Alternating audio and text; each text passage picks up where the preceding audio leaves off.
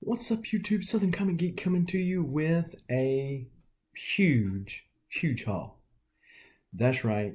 Now, you've probably already seen these books if you followed me around to the various channels or followed me over on IG. Probably already seen a lot of these books, but wanted to bring them all together just in case for those of you who had not seen them scattered all abroad. And if you want to see what they are, stay tuned for the video.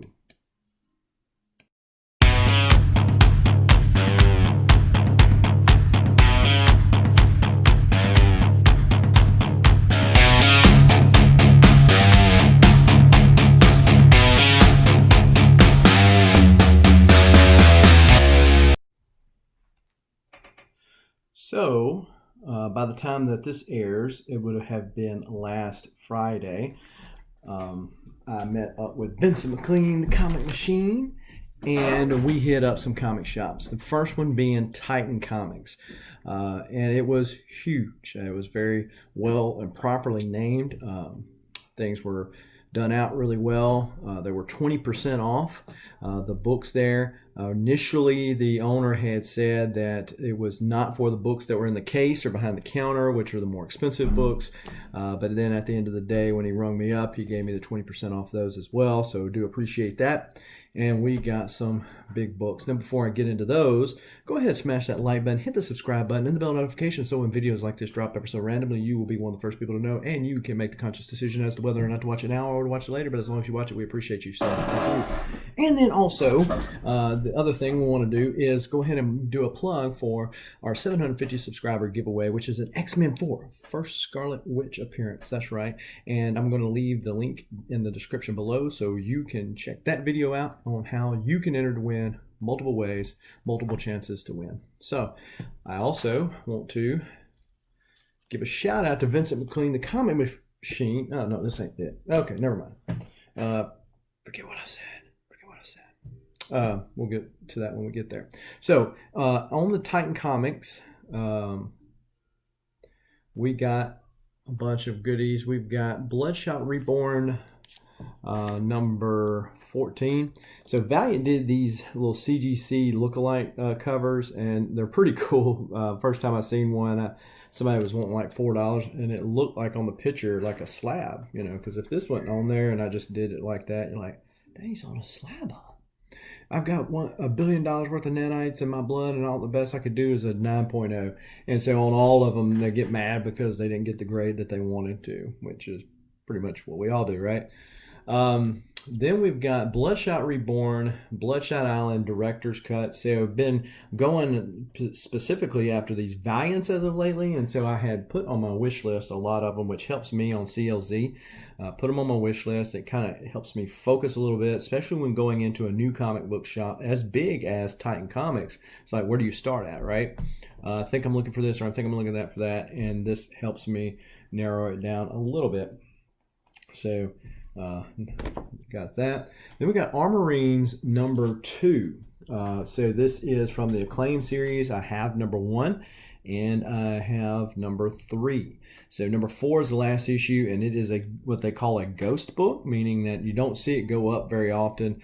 The owner of Titan Comics had a 9.8 really ghost book there. I think there's maybe 22 on the census, but they just don't go up for sale that often. And he wanted to sell it for like 300 something bucks. I said, I want it, but I don't want it that bad. I'm okay getting a lower grade at Raw. And he said, well, I'll pop it out of the thing and mess it up for you. Of course you would. So we got Batman 314. Nice copy of that, Batman versus Two-Face there. And so I only need a handful of 4 or 5 issues of Batman to have all of 300 to 713. So again, kind of on the same lines of narrowing things down on my want list with CLZ. I did the same thing with Batman. So when I go into a Batman, there's not that many 200s that I need, but they can start to get a little pricey, which narrows down what I'm buying everywhere else. And so I just said, hey, for Batman, since this is like a monumental deal, why don't I just get the 300s, let that come, and then I'll work on the 200s and go from there. Now, not to say, and I have before, if I find a 200 or even in the 100s on the cheap, he had a lot of Golden Age Batman at the shop that I wouldn't pick it up, but when you're picking up all this other stuff, you just start to have to make decisions as to what you want to pick up now versus waiting for a better deal in the future. Now, this is TMNT. This is Teenage Mutant Ninja Turtles from Mirage Studios. This is volume 4, which is kind of hard to come by. Notice that he still has the turtle tail, which looks kind of weird in this position, right? Anyways, but yeah, this is he had almost a whole run of this stuff, and he said he got it in like 3 weeks ago, and they're in really good shape. I mean, most of these I don't even see spine ticks on there. Not that I really have ambitions of putting them out and get them CGC'd or anything like that, but since they were kind of hard to find, and most of them, like this one was 8, most of them were 6 before the 20% off, so had to pick them up. That's issue number 2, issue number 4, and this is pretty cool. This is a wall display at the office at Mirage Studios. Shows all the old Playmates action figures there. Then we've got issue 5, little Leonardo action there. Got 6 with Splinter and somebody's crosshairs. Splinter just having a cup of tea, and so can't even have a cup of tea in peace. We got Shredder and the Foot Soldiers in the back. Then we got number 7, number 8, number 9, and then this gives the thing about the front cover, the story of that. So that's kind of cool.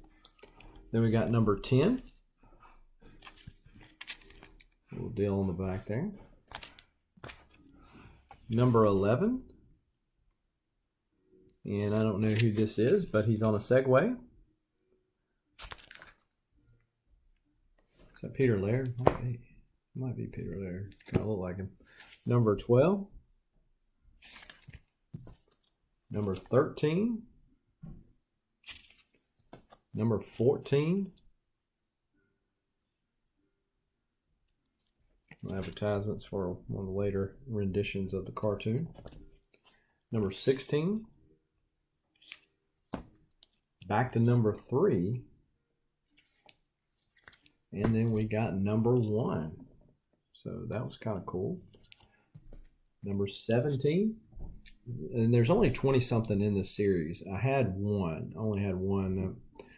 Picked it up at random at another shop. And so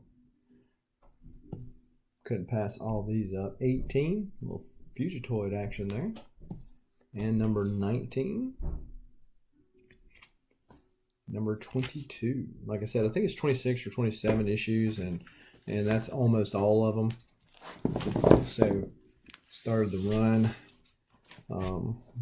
there.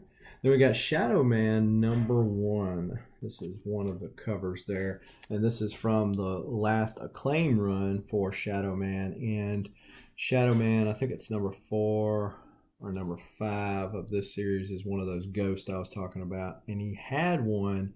I just didn't want to pay what he wanted for it. So we will have to wait to fight another day. So, but yeah, that is that. Then we got Conan the Barbarian. It's a low grade, but low grade is better than no grade. And we've got some Barry Windsor Smith goodness with issue number 4. And then we've got number 2. And so for those of you who might not know, my number 1 is waiting for Roy Thomas to sign it and send back to me. It is at CGC right now. Then we got Shadow Man End Times. This is the subscription variant. I had picked up number 2 and number 3 of this miniseries, so needed number 1. Shadow Man 4001 AD. When this series came out, all of them had like crossovers, kind of like Marvel does. And this was the Shadow Man one. This is the only one I think I did not have. Picked up an Eternal Warrior number 14, Wrath of the Eternal Warrior 14 the other day, but this one was just too funny to pass up, and that is the cat cosplay variant. So this is not only a cat cosplay, see the cat with the little battle axe like the Eternal Warrior, but it's also all the characters surrounding there, and they're all, like cats. And so every issue during that time had it. And it's also a callback to the Marvel 25th anniversary covers that they did back in the day. Eternal Warriors Digital Alchemy. And I didn't even have this on my list as one I needed. Now, admittedly so, all the Acclaims are this way, but especially the Eternal Warriors. They really went off the rails, Acclaim did, with the way they did the mythos of Eternal Warrior and his other two brothers. But I get them nevertheless, completionist at heart, right? And so seeing this, I was like, I didn't even have that on my list. So that was a cool pickup. I did have this one on my list, and that's Blackworks. And so they had several one-shots of the Eternal Warrior. Acclaim did not do a series for Eternal Warrior, an ongoing series like they did for Ninjak and some of the other characters, but they did these one-shots. Then we got Eternal Warrior Fist and Steel. So I picked up number 2, which I showed in a video by the time you see this video the other day. And so, yep, that 2-part series. And this, I was kind of shocked to find it there, and that is Kanan number 2, the Rebels variant. I know the number 1 is probably the more expensive one, but I was thinking that this one was as well. Even if it wasn't, it wouldn't hurt my feelings. I mean, 20% off $6. Who can beat it? Then we've got Shadow Man number 1. This is the same as the other one, but the difference being is that this is the one with no price on it. I'm not sure what they were doing at that time for that. And then we've got issue number 4 of that same series. And then the series that never ended. This is an advertisement on the back for Unity 2000. So they got through issue 2, I believe, of Unity. And so that was it. They got through issue like 2, and it was supposed to be a 6-part series that never got finished. Return of Quantum and Woody, number 4. If you see my other videos of going to Dallas, you know that it was like Quantum and Woody week. And one of the things that guy had was the Quantum and Woody retailer preview, which is kind of pricey for some of those previews that you can get out there, but didn't want to quite bite the bullet on that one. Then we got Ninjak 00. So I had picked up the 0 a couple of days prior to this, and so I was glad to pick up that 00. So now I only need 1 comic to complete that first run of Ninjak. Then we got Darth Maul number 3. So Darth Maul number 2 is the first appearance of Cad Bane in comics. I'm not sure if this is the first or second appearance of Cad Bane. Pick that one up. And so these are really cool. These are the 8-bit series that Marvel did at that time. But they also did this little screen thing where you could look at the screen and take a picture of it. And so those were kind of cool. And I tried it the other day, so it actually still works. And so you do hit that little QR code. And then so some of them are like, so it's like a little video. This one's like a little video game. So it takes you to the YouTube station, and it's like the Mario little deal. And it's the little Unity characters, like Mario. So really cool there. And so, but yeah, that's what you would get. And so some of them you would scan, and it would be like it was on their this was on their mouth, and so it'd be like they were talking through the comic. So kind of cool. I already had a Unity 1, but didn't have one of those.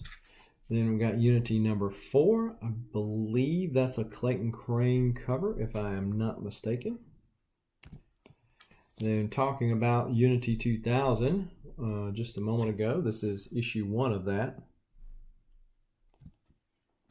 Then we got Turok and Shadow Man. That was kind of one of these books you just don't see every day for sure. Was happy to pick up Turok Evolution. Almost picked it up for more expensive on mycomicshop.com, but was able, and it's a wraparound cover. But waited, and it proved out good. So Acclaim, this was them pushing the Turok game that came out for Nintendo 64, and if you recognize that from back in the day, that's the little thing there. Then when Acclaim rebooted Turok, this is issue number 2 of that. And this is issue number 3 of that. Then we got Valiant Universe Handbook. This is the variant cover. And this is the death-defying Dr. Mirage on the front there. Then we've got Must-Read Valiant Hits number 1, 100 pages for just $5.99. And so it has all of these issues right here in there. Then we got Harbinger, the trade paperback. Now I have, it seems like I got 2 copies of the one that's black. And so these have the first like 5 or 6 issues of the original Harbinger series in them. And the Harbinger logo is black, and then this one's blue, so this is a variant. So this is one of those that you just don't see all the time. And this one's actually still polybagged, and so it has Harbinger Zero in there. I don't think there's any difference between this Harbinger Zero versus the other Harbinger Zeros.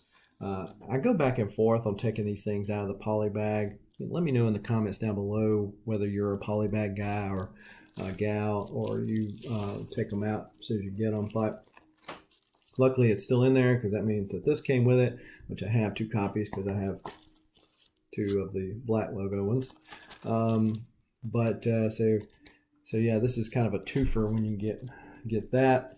And so he sold it to me for 20% off, 30 buckaroos.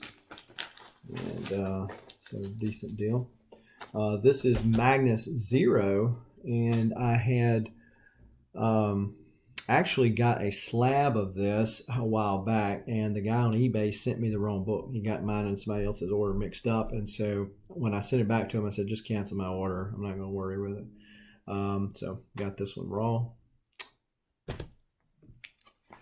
Then picked up Shadow Man Dead Side, issue 2.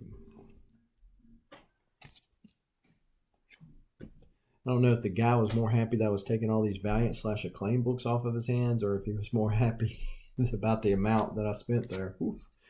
Then we got Shadow Man number 2. That's from that series that I was telling you earlier. It might be issue 6. And that's the Ghost, because this is 3.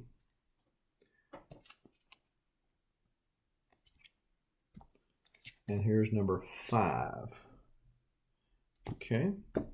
Then we got... this is what I was going to shout out to Vincent McLean, the Comic Machine, earlier. When we first got there, he said, man, I want to put this in your hands. And he did. And that's issue 62. This is the last issue. One of those you just don't see all the time. Certainly not on the cheap. Gave this to me as an A-OK, so appreciate him. And I'm going to leave a link for his channel in the description below, as you can check him out. But he put that in my hand, so I have a complete, well, numerically complete set of TMNT number 1. I do not have all the different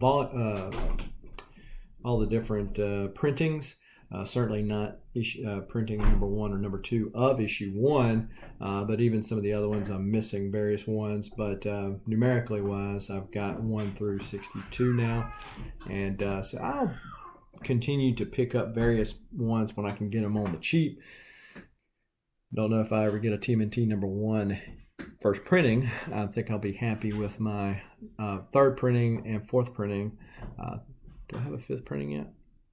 So yeah, that's what I got at Titan Comics.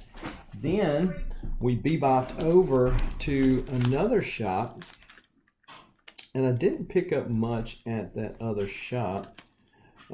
Just a handful of books, and I don't readily see them, but it was just I know this is one of them, but there's other books in it. But then I went to the shop that was hosting the Ray Park signing, and was glad. This is why you always prepare for things like this. So show up thinking I've got almost 2 hours before this signing even starts. I go in there, kind of get the lowdown on what's going to go on and how the order of things is going to be. They had several dollar books, and that's mostly what I picked up from them was out of their dollar bin. And then I went to my truck, and I was going to go down the road and grab a bite to eat, come back, catalog all these books that I had bought and put them in my CLZ app, and was in my truck and noticed that people were already starting to line up. I said, it's over an hour before. By the time I got out, it was over an hour before he was going to even be there. So, hey, change of plans. I'm going to get in line. So I was in the first wave of people getting the signatures that night. And it's because you plan ahead. But these are the ones that I picked up there, mostly in the dollar bins. We've got Detective Comics 986. Divinity #1. This is the dollar debut. Livewire #4. This is the black and white variant of that. Psylords #1. #2. Then we got Roku #1. It seems like I got Roku. Ordered all the Rokus on my comic shop. I have to check that out. Maybe it was on like the next list or something. Then we got Psylords #3. Star Wars 108. So when Marvel started the Star Wars comics line back up, they went back to the original numbering because the original last issue was 107, and so picked that up. I had gotten a 108 out of one of the Marvel packs, but it was a different cover. It was the Michael Golden cover. This is a Walt Simonson cover, and so for $1, how could you pass that up? Same here with Shadow Man #0, Chromium Goodness. I've got plenty of these. Decided to pick that one up. Then we got Star Wars issue 56, and this is one of the character variants. And issue 53, one of the character variants. Star Wars 71, Phil Noto cover. Star Wars 70, Noto cover. 69, Noto cover. And then we got Star Wars 65, Greatest Moments variant. So I already had a 65, but Ben Kenobi and the Tatooine bar,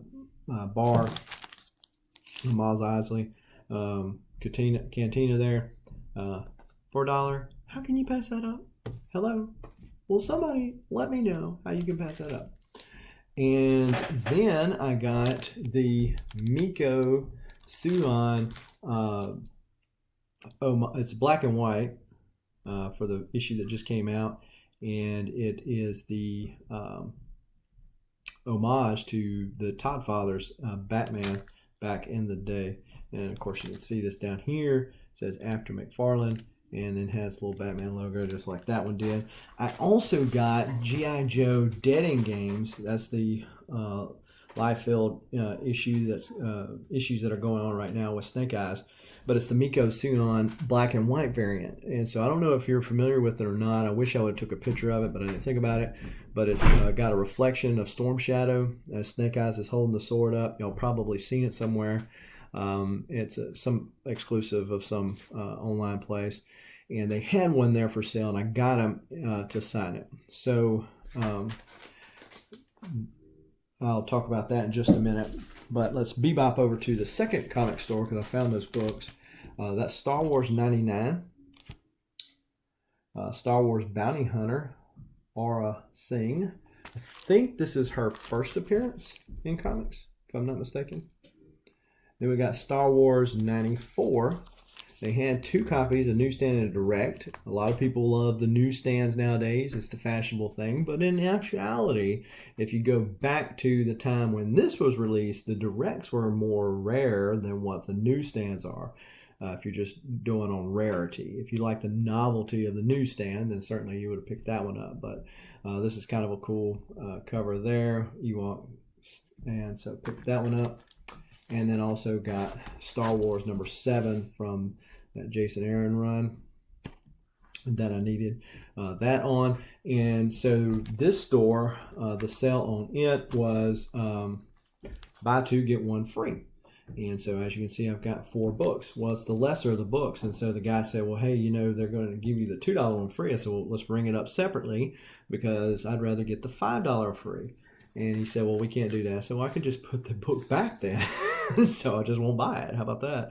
And he was like, no, man, you didn't come all this way. I'm just going to give it to you for free. So shout out to them for being, that's Duncanville Bookstore. And so nice place if you're in the area, but check out my IG and you see that as well. So got those 4 books from them. So at the Ray Park signing, was one of the first people to go up there, and it was apparent to me as I was getting up there that he was very accommodating of people. I think he was very appreciative of all the people that were there. They were still wrapped around the building when I left. And so definitely wanted to be cool with his folks, and he might always be that way. I've never met him before to know whether or not that was a one-time thing or normal. So when I got up there, they were doing a deal with if you buy so many signatures, you get some free, and they were allowing people to getting some these photo prints free with the signature. I got some of the photo prints signed, and I also got some art prints by some local artists there in the Fort Worth area to sign as well. So I had to get one of him and Snake Eyes, and he didn't ask, but I loved it. It says, Yo Joe, knowing is half the battle. And so then he signs it. So that was kind of cool. And then, of course, with Ray Park, got to get Darth Maul's signatures. And so this is one of the prints. This is not a photo. This is actual print. So pretty cool art print there. Then I got this photo print. It says Sith Rule. This is his signature, and then Sith Rule. And then this is one of the art prints here by a local artist. Saw several people walking out of the shop with these, and I said, man, because the hard thing for me in prints, especially oblong prints like this, is like they're so awesome. I feel like it'd be a disservice for her to put it in a corner somewhere and never take it out. But then you get into a situation of not having room. But I have the perfect place to put it. And so what I'm going to do, I've got a little area in the corner where my Dave Dorman Star Wars picture that I've had for almost 30 years is at. And I've got a Michelangelo signed by, drawn by Guy Gilchrist.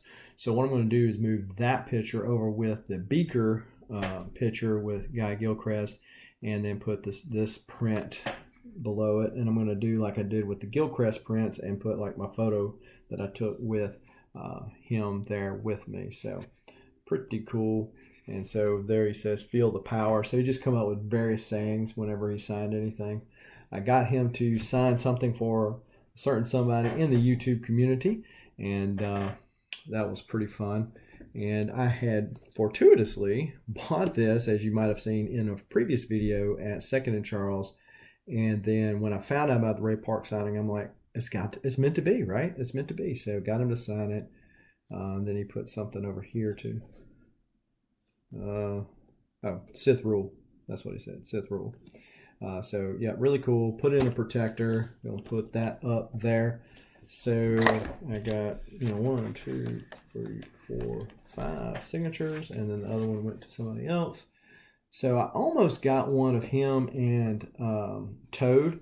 Him as Toad. There was some photo prints there, and almost got him to do that one. It didn't look as cool, even though I am an X-Men fan, and and it kind of completionist, because I mean I like Snake Eyes, but I'm not a huge Joe fan. Certainly more Star Wars or X-Men for that matter. But anyway, this is what happened. Really nice guy, really accommodating and helpful. So talking about that, I had originally, when I was in the shop at first, bought that Miko Sion G.I. Joe Dead End Games I had told you I had bought that with the intention of getting him to sign it. After seeing the prints and not really wanting him to sign it, I was like, okay, I'm not going to get him to sign it. So walked up there, and they said, well, hey, you're going to have to take that out for him to sign. I said, no, I changed my mind. I paid for this many signatures. Don't worry about it. He said, man, go ahead. Pull it out. I'm gonna go ahead and sign it for free. And so, sweet. And so got him to sign it. Signed it in gold and did the little tattoo like Snake Eyes has. Drew that on there too. So that was kind of cool. And I left it there for the shop to send off to CBCS. So it's in the Fort Worth area, so they're not that far from CBCS, and they take them over there, and then when it comes done, they're going to mail it to me because I'm not often in the Fort Worth area, but it just kind of worked out. So what do you think about this haul? I don't know if you had seen it already. If you hadn't, it was so good, at least in my humble opinion, that it was worth repeating again. I'll get it out in a minute. But so I plan to release this video on Christmas Eve or Christmas Day. Not sure which one, but in either case, I hope that you and yours are staying safe out there, having a Merry Christmas, thinking about those things that matter the most. Comics are important, but they're not the most important thing, as we all know. So let's keep first things first in this holiday season. Appreciate what you have, lest we realize we don't have it too late. And until next time, keep reading and keep collecting. Adios.